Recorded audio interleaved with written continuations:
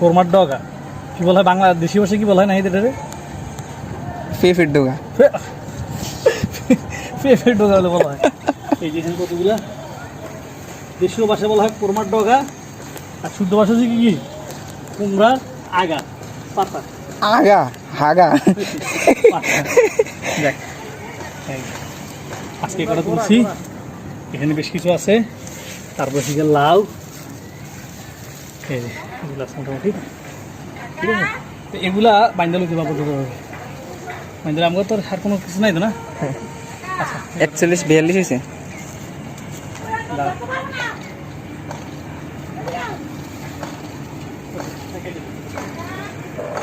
না না হেটা ফেফে হেটা ইয়ে করমানো আইব পাড়া দুটো করে